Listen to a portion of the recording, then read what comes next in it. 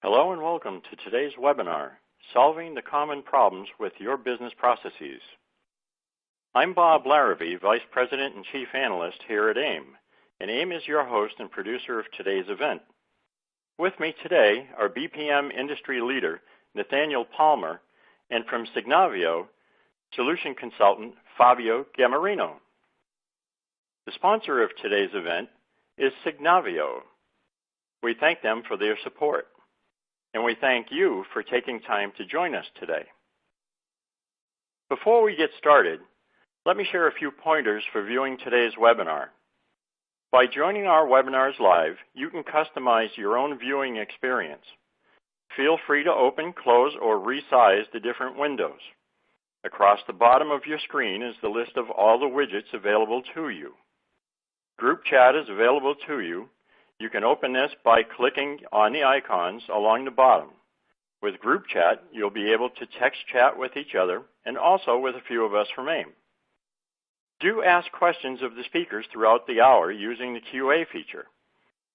We'll hold them until the end, where you should have 5 to 10 minutes, and hear the responses from our speakers. You can also use this feature to ask for technical assistance throughout the webinar. You can download a PDF of the presentation at any time. Just look to the resource list. There are also a few other documents and links in there to help you learn more about today's topic.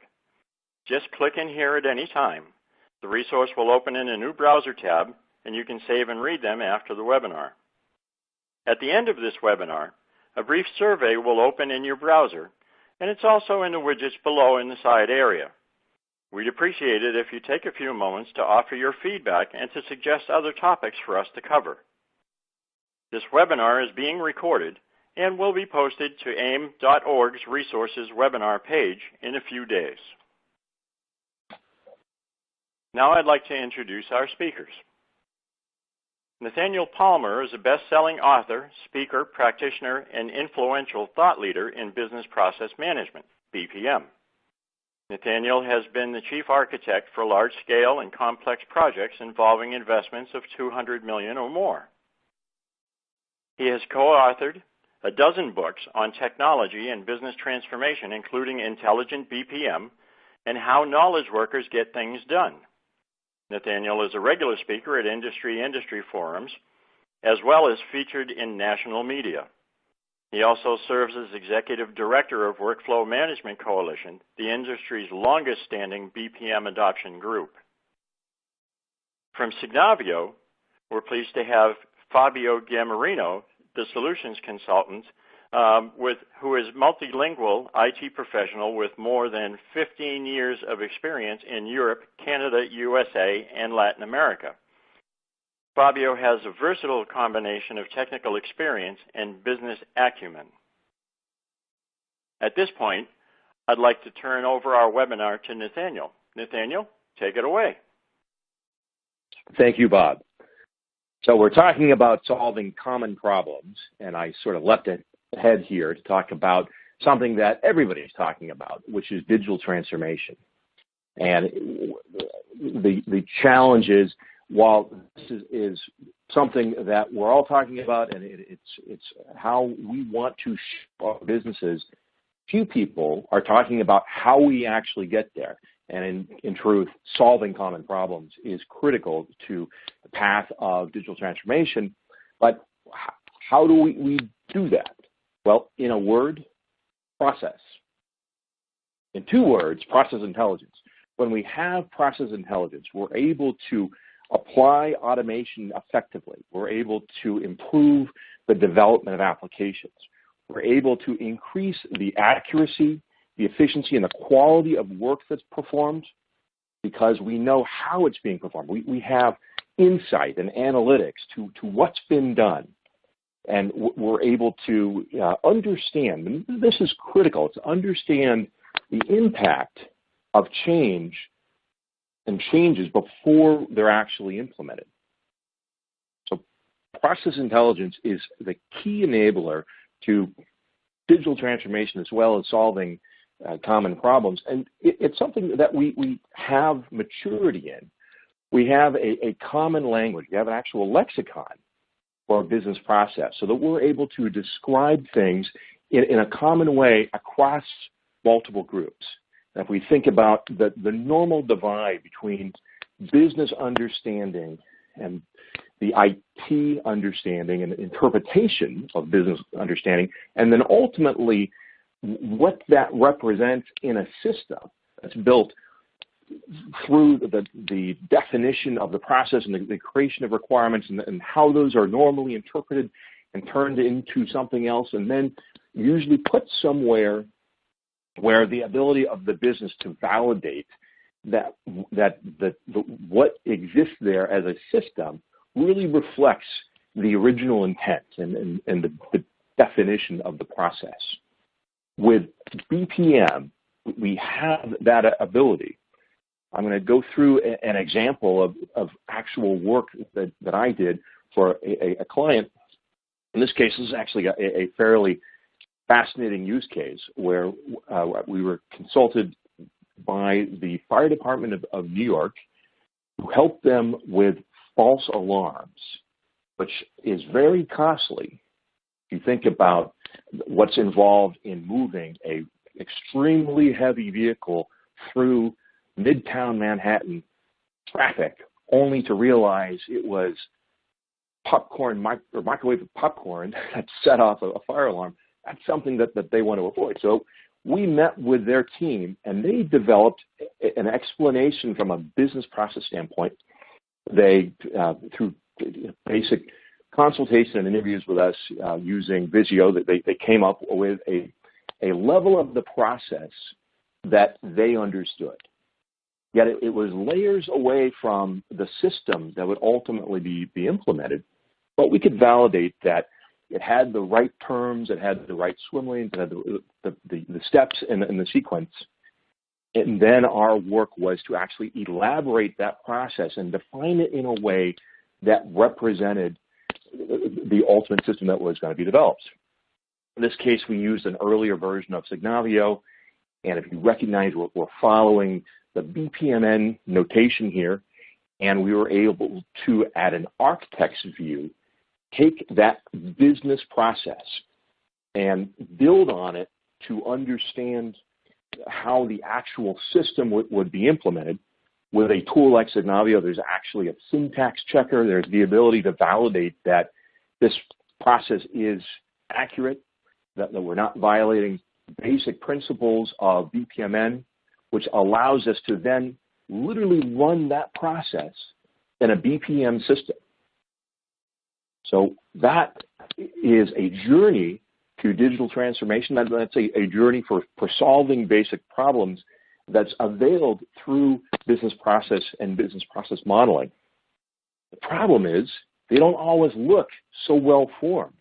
Often they look like this one here. And this, when you look at this, keep in mind, this is not just a person, but an actual organization's very serious idea about how a particular process works. And if you look at it, it's a disaster. How could you possibly follow this process?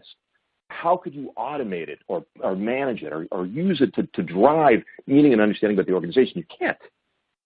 But where did they go wrong? As you look at it and you try and follow it, you can kind of start to see a pattern, and you realize this is how processes often go wrong.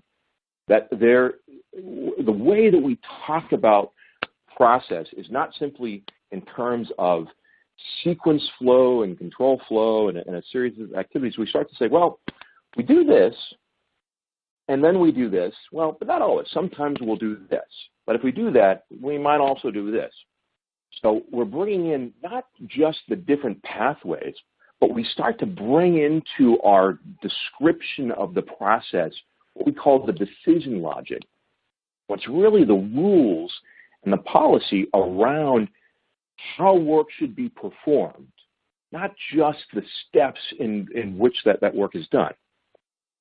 Then there's the other side of the equation where we just show it this way. And this also is a serious attempt.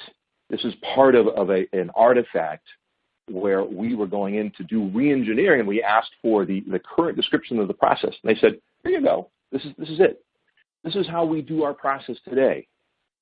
This is actually a fairly complex process that's underlying this. But where is all of the definition of the actual work? Where is the process intelligence represented by this model? It's not here. It's not in the model. It's in the description that accompanies this. And that's the other common way that we process model. We're too simplistic in the way we would describe it. We put all the details somewhere else. So when we approach process modeling from the standpoint of having some actual methodology, following and using the right notation and bringing some process intelligence to it, we can actually have the meaning of the process in the model itself. So it can be descriptive. So we can build analytics and create reporting and actually ultimately lead to automation from that process model.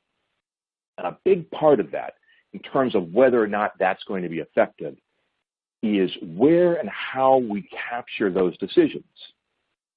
Now, often we think of decisions as those triangles. We do something, then there's a decision, and that's where we see the splits. And actually, that's not what a decision is, although that's how we've had initially approached that in terms of the process improvement and process reengineering community.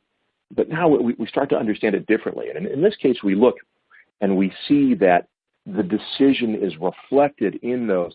Those are actually called gateways when the flow splits for different circumstances. And here we show, and this is actually a version of the process I showed previously, but where we're starting to capture the basic meaning about what's happening. We're starting to capture the decision logic, but here we're showing it in the process model itself, which really isn't where we want to do it, because it can get overly complex, needlessly complex, like that first model, where it just turns into a mess. That can happen very quickly. And to avoid doing that, we don't have enough detail. So here we're showing the basic high-level decisions, not the real circumstances of our business rules. But with the evolution of the DPMN notation and being able to use tools that support full process intelligence like those from Signavio, we can see that we can actually simplify the process by looking at the decision, the point in which decisions are made as an event itself. And then we can later develop the actual logic which goes into those decisions. But what we know is that after a certain activity happens, we're making a decision about what to do next or what the outcome of that is. And we can describe those outcomes. We can describe the moment the decision happens, and we can describe the activity in ways that are far more elegant from the standpoint of representing that process and reflects our systems better, because the different permutations of the decision isn't the workflow. The fact that the decision is being made is the process, and the logic which defines the circumstances of that decision and then the outcome, that's our decision logic. So how do we know what the decisions are? Well, that can be a policy analysis effort. We can have our business analysts working on modeling the decision.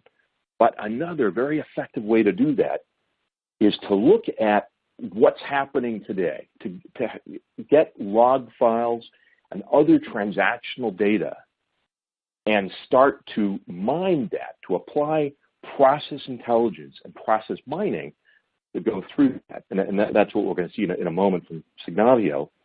And when we do that, we can start to see that the process may be different than what we had imagined. So going through, we can see that there's actually another outcome that we hadn't accounted for. And then separately, we can start to come up with what is the actual logic for the decision. And we're applying a different modeling method that works directly with DPMN, which is DMN, or the decision model notation, where we actually model the logic for how a decision works at that moment of the decision, not as part of the workflow, but by identifying a decision event and then modeling that logic. And that comes out of process mining and the process of gaining process intelligence. So I'm going to hand it off now to Fabio, who's going to talk through this. Thank you, Nathaniel. So yeah, what I'm gonna show you today is actually a little bit about process intelligence. We actually heard about some fascinating challenges that organizations face when it comes to improving data quality and gaining basically more visibility and situational awareness. So in fact, if we want to improve our processes or control or regain control sometimes of our processes across the board, we need a way to look at the data from different perspectives. So we need accurate reporting, and we need to understand actually how the process is implemented in reality. So the Nathaniel Business Transformation Suite gives us the ability to model the processes with a component called Process Manager, and to share those models across the organization through a web portal called the Collaboration Hub. And that way, for example, when we talk about decisions, the organization will regain visibility about decisions that maybe today are embedded into IT applications or are controlled exclusively by technical people and not the business people where the decision belongs. Or imagine if there's a need tomorrow to modify some decision logic due to a change into a regulation, for example, and the decisions are not visible, are not immediately available to the business people, to the decision makers. You can imagine all the problems that may arise from such a situation. So Process Manager and Collaboration Hub works together to document our processes. Then Finavio offers also, as part of the Business Transformation Suite, a component called Workflow Accelerator. And this component will let us automate steps into a process. And so after documenting the process, we're able to execute it. But what I want to talk to you more specifically today is about the process intelligence component. They will actually give us the ability to process mining, to look into the data, to look at the real implementation, and really understand how our processes behave. So what I'm showing you today is a demo coming from an ERP system that we use. And here we actually have the ability to define several investigations related to our processes. I chose probably the two most common processes, order to cash and procure to pay. But again, it's a matter of defining the investigations around processes. So from the first page, when we have defined our investigations, we can actually dive deeper and try to have a look at our dashboards, our main parameters around the processes. So here, related to procure to pay specifically, we may notice, those are the top left chart in the slides, we have the same process executed in three different locations or geographies or offices. Is the same concept. Here we have three different countries. Now the first thing that we notice is that for one country, which is UK, which is the third chart, the process is exactly the same. However, the results are quite different than the other two countries. And so, and that's a scenario that happens quite frequently, where we see on our customers, they have the same process run by different teams or in different locations, and the results are really inconsistent. So this investigation, it's a first step to start having a closer look at the data and start to try to understand what actually is not working properly or where the differences are and how we can improve this process. So we can zero in of the anomalies, so we have filtering capabilities, and we can actually focus on a subset of our data to really understand what's the cause of our issue. And then from the main dashboard, we can actually drill down into details about the process. So from this dashboard, basically, from the general overview, we can drill down into a process performance investigation where business intelligence is able to build the process, give us visibility on what is the process in reality in our implementation. So here we have actually all the steps related to specific cases. So on the right side, you have all the cases that comes from the process mining capability of business intelligence. All those cases have been regrouped, and all the variants can be displayed, and we have a clear visibility of all the steps. Now, I don't know if in the slides you can notice that, but there are two different colors related to the connections between steps, sorry. That happens because process intelligence is able to give you visibility on the process. But if you use process intelligence in conjunction with process manager of scenario, and I mean we model the process through scenario, we are able to compare the modeled process against the real process. So we have the ability to see what we wanted to happen and what's really happening in our implementation. And that's why you see conform and non-conform activities in different colors in this process diagram. Also, we can select several variants. So process intelligence already understand what cases belong to a specific variant. And we can really see the differences between the execution. So sometimes we have thousands of cases that follow a specific path. Then we have other thousands of cases that are completely different, and so forth and so on. So this is a huge red flag in terms of are we standardizing the processes? So this organization is not really efficient, at least for what we see from this demo, right? Or at least there are many differences, probably too many, when it comes to a process that should be a standard one. Also, in this diagram, we have another indication. The thickness of the line represents the number of cases that follow a specific branch here. So the thicker the line, the greater the number of cases that are following that specific flow. We can see the number of cases. We can also have a similar representation, but in this case, the thickness of the line represents the cycle time or the time spent between activities. So again, we can see that there's not much time spent for the first 3 or 4 activities, but there's a lot of time spent for the last 2 or 3. And we can also select a specific variant, and we can have a look at that specific variant and see the sequence. So there's an animation that shows basically the sequence of steps from one activity to the following ones. We may want also to have a closer look at some specific details about the case, the processes, so having a look at the long-running cases, or we may just want to have details about every specific activity, and in the case would be a simple table. Actually, this is customizable. But again, I mean, we're moving from the graphical process view to drilling down into the very details here of the process implementation.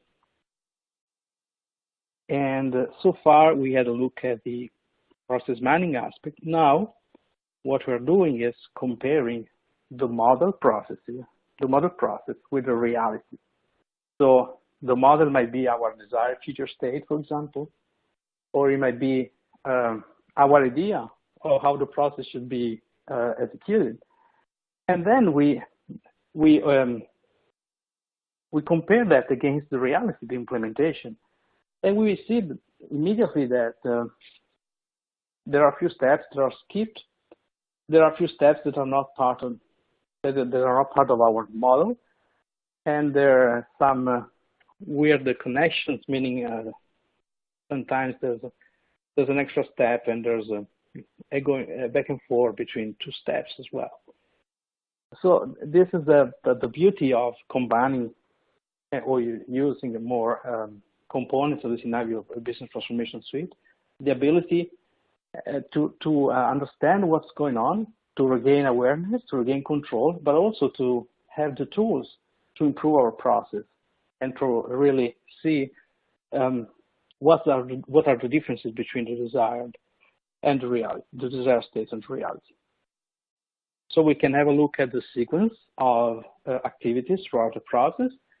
We can also have a look at the number of cases and the number of activities that are present in our system, in our ERP in this case. So we have a few thousands of cases that are compliant to our model, but there are two extra steps for this specific diagram. So in that case, we see that we have some work to do here in order to try to standardize our implementation. So that being said, I will turn it over to Candace because she's going to talk about some great resources available from Scenario. Thank you. Thank you, Fabio. We have several resources available to you that are related to Fabio's content that he shared with you. As an example, we have a microsite dedicated to our process intelligence offering that you might find useful. There are videos there and a lot of information. The second bullet is where you can click to find investigations and much more detail related to our process intelligence software.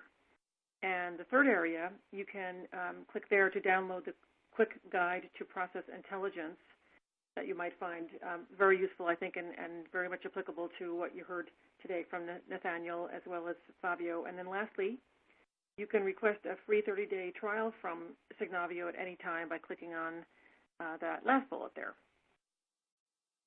And then here is just a simple bit of information so you can see where our primary locations are, as well as several ways to reach us should you have questions. So thanks so much again, and I would like to pass this over to Bob now for our Q&A section. Well, thank you, Candace, and thank you, Nathaniel and Fabio. This has been a great session, and that's a great list of resources also available in that resource list. And excellent discussion here that we've been having on process and BPM, and we've got several different questions that did come in, and I'd like to cover those at this point. So why don't we field a few of these? We've got a few minutes that we can take to cover these. So the first one, and I think I'm going to probably direct this one to you first, Nathaniel, and then maybe Fabio can follow up on it after you. But the first question here, it basically says this person's currently struggling with how to collect and describe information flows of both data and documents in business processes, and also in business and business applications. And they're looking for some suggestions on how to do that. So what are your thoughts on that? Sure. Well, one answer that would be seemingly self-serving to this webinar, but I would offer it sincerely.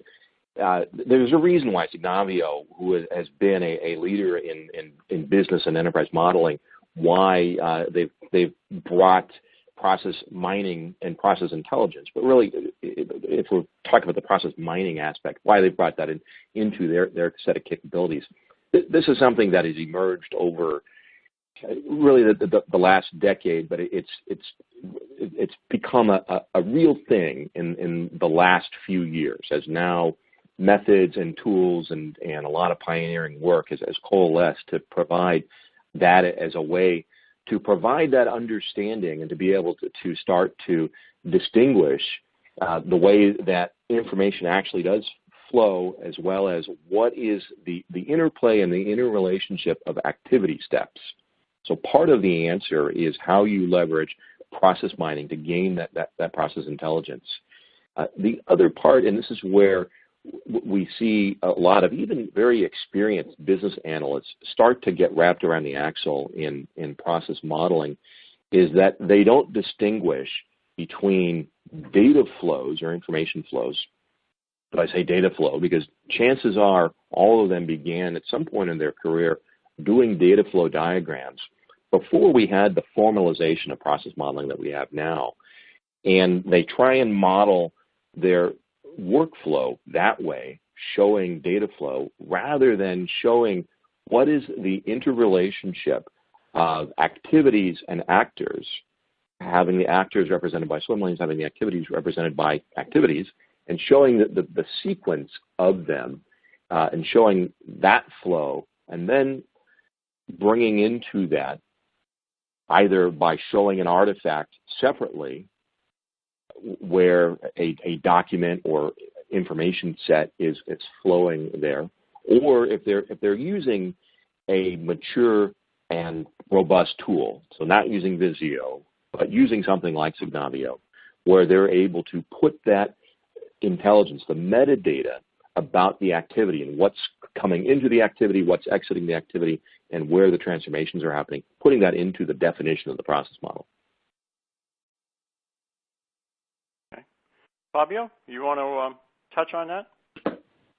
Yeah, I would add that once we have our models, and Nathaniel, thank you for your great answer here. So once we have our model and our decision, another important part is to get all that information readily available to all the people across the organization. So it's not once we model and we have and we leverage the power of the business process modeling notation and decision modeling notation. Another great aspect of it is having the ability to publish that on a web portal, so everybody in the organization can leverage that information. So we've seen, for example, that the simple fact of having that information about the processes and the decision available to everyone in the organization, that alone led to an increase in productivity and efficiency. So as simple as sharing information and leverage the wisdom of the crowd inside an organization. And sometimes whenever we have diagrams, images, and files getting back and forth through email, or we have like books with printed procedures, and that always those books are left on some desk or under the thick layer of dust. The simple fact of having the ability to share that in real time on the web portal, that alone is a huge benefit. Okay. This one, Fabio, would probably be for you. Are other portions of the Signavio Business Transformation Suite needed in order for process intelligence to go through a discovery process? Okay, so in order to have visibility of the process and having the ability to do the process discovery, business intelligence is the only part of the suite that is needed. So business intelligence alone will work. That said, if we want to have the ability to compare the desired state or the model process, the ideal process versus what it is the implementation, in that case, we would need a process manager, which is actually the editor that will let our business people, our modeler, to create, to design actually the process model. So just for the comparison between implementation and desired state, process manager is needed. Otherwise, process intelligence alone will do. Okay. One of the things that I still hear as I talk to folks around the world, and I'm not sure how much of this both of you still hear, it has to do with getting senior management buy-in and the whole mindset of an organization in relation to automation and basically doing a lot of the things that you're talking about. In a lot of organizations, what are you seeing in relation to that? Is it still a struggle to get the senior levels to buy into what you've been discussing today? Nathaniel, let's start with you. Sure. I would say fundamentally yes. That's especially if what you're starting with is showing a model that is not necessarily going to be familiar to them, that's going to require a fair amount of dedication of their attention span and explanation to explain what that model is. And I used a very or a relatively complex model, about as complex as you can get, and put it on a single slide in my slides. But Fabio didn't, and there's a reason for that. When you have metrics, and you can say that we've collected these metrics from our existing operations, and these are informing the changes that we want to make. These are going into a data-driven model. That is compelling. Executives want data. There is a skepticism about, not a reluctance to change, but as much as more in terms of, is this the right change? What's the evidence-based rationale for the direction that we're going? That's not expressed well in a model, and that's something that business analysts love to do, is to create models and to show, and that's part of the discussion, is to take them on that journey. But really, it's about having metrics and proof points that is driving the direction of the transformation or change. So there's not a reluctance to gain process intelligence. There is a reluctance always to embrace heavy-duty process modeling unless that is introduced and backed up by real metrics that they can get their minds around, and then see that relationship with how we're going to change those metrics in the right way based on the interplay and the causality that's in the process model. The proof is in the data. It really is. It's in the data. Yeah, and that provides the compelling argument. I see. Fabio, what do you think about that? Yeah, I think that's exactly the point. So until today, all the reasoning around how to improve a process has been not completely fact-based. I mean, not really sustained by real investigations coming from the implementation of those processes. So we know there are many people in the organization that knows very well a part of the process, but really getting all that knowledge together, it's always been a challenge. And for the same reason, getting the right feedback, the global feedback around how a process is implemented, how the process is measured, and what are the real value for the KPIs, that's always been a challenge too. So I agree 100% with Nathaniel. The willingness in order to adopt such a solution and engage in such project is there. It's just that without fact-based report, it's been difficult so far. But I believe now with once we have a tool like process intelligence, for example, that give us visibility and give us also the monitoring of what will happen after we implement a change, I mean, that should definitely speed up such initiatives. Good. So all of this discussion about, giving the insight and gathering that data and everything brings about an interesting question that we have here. Does the Signavio process intelligence work with any ERP tools? Fabio? Oh, yeah, absolutely. So before actually loading the data into process intelligence, we at Signavio were going through a transformation of the data in order to feed process intelligence with the right format. So definitely the answer is yes. It doesn't really matter what kind of ERP solutions or IT applications the process is executed in. We're able to extract the data and provide the data in the right format to process intelligence in order to deliver our so much desired process mining results. Okay. So, very interesting questions, very great answers, a lot of great insight that we've seen here.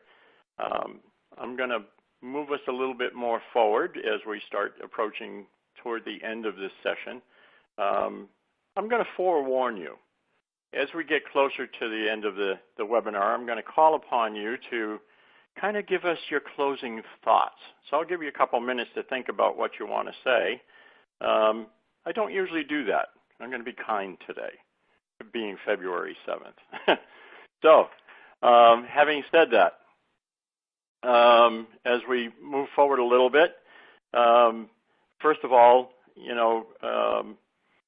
we've been listening to Nathaniel Palmer and Fabio Gammarino, and absolutely, some really great insights from you gentlemen, and I really do appreciate that, and thank you. I thank everybody for joining us today, and welcome you to come with us down to San Antonio, Texas, here in the United States for our annual conference in April in 2018. We've got a lot of exciting keynote speakers lined up to be down there with us, along with a lot of great educational sessions and roundtable sessions that are going to be taking place. For more information about the conference, you can go to aimconference.com, and you can see the agenda, the list of speakers that we've got that are going on, the list of dates, and you can register to be part of that. And another thing that we have for you for joining us today, the folks in our Professional Development Center have come up with a special offer for you. And it's all around BPM. It's all about process. And so, if you're looking for taking a next step, we have a special promotion for you for the webinar attendees today. Our newly revised BPM Specialist online course, now through March 1st of 2018, when you enroll, you'll receive a 25% discount on the online course when you enter the promo code WEB207, that's WEB207. This course was revised in late 2017. It's all about digitalizing your core business processes. You can go to aim.org/BPM to learn more about the program and to register. So at this point, I do thank you. We're getting ready to end our webinar at this point in time. A reminder, we've recorded this session. It will be available to you in the next day or so on aim.org's resource in the webinars page. And don't forget to download those resources in the list to the right of the slide area. A lot of great information there. What Candace was talking about is available to you. And also, when the webinar is over, don't forget that brief survey is going to open up on your desktop. We do value your feedback. This is how we make things better for you at AIM. We love to hear from you. So in this survey, takes just a couple minutes. Offer your comments and suggestions for future topics. We do really take a look at that, and this is how we come up with the forums and discussions that we provide for you. And again, we do thank our underwriter, Signavio. Signavio, without your support, this wouldn't have been possible at all, and we wouldn't have been able to bring this educational program to our audience. And it's sponsors like you that really do help us out here at AIM. So as we bring this webinar to a close, I'm going to leave you with our speakers' closing thoughts and key takeaways from today's discussion. So, Nathaniel, I'm going to start with you. What would you like to say to the folks out there as your closing thoughts? Okay, thanks, Bob. Well, first, I'd like to echo your invitation to join us. I hope to be there myself at the AIM event in San Antonio. I attended my first AIM in 1991 when I was just 10 years old, and I've hardly missed one since. I may have been older, but I rarely miss an AIM event, and it is still the single greatest and largest group of not just document professionals, but business process professionals. And so since 1991, I've had a number of missions and mantras and themes that I pushed. And if I were to be remembered for any single one, it would be this, which is the importance of separating in our understanding and definition of business processes, the distinction between what we really think of as workflow, the sequence flow, and decision logic, the rules and policies. Sometimes we oversimplify that and call it simply business rules, but it's more than business rules, and it is something that is distinct from the workflow. And I used that example in my slides on purpose, because while it's a little extreme, it's not too far off from what a lot of process models look like, but it doesn't represent the way that we work. We have both the workflow, and then we have the logic that defines why things happen, the policies and rules. And we now have the means to represent that distinctly in our models. And process intelligence and process mining as a tool to discover that is giving us a great advantage in being able to identify in the way that we're working today how and where those how they differ, and using BPMN and DMN to be able to model them separately. All right, thank you. Fabio, your thoughts?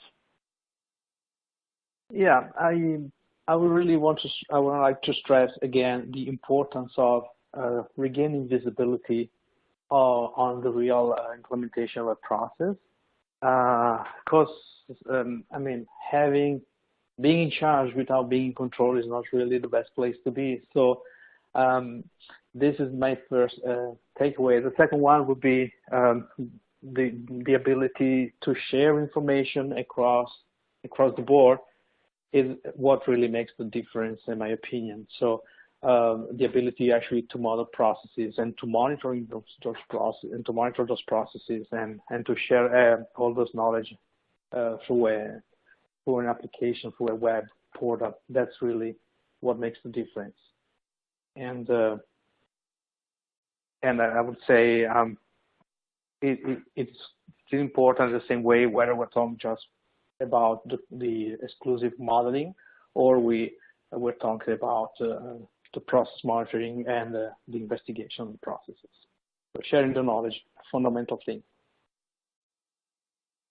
All right. Thank you very much. And thank you both, Nathaniel and Fabio. And thank you, everyone from around the globe joining us today. From AIIM, this is Bob Larrabee, and see you next time.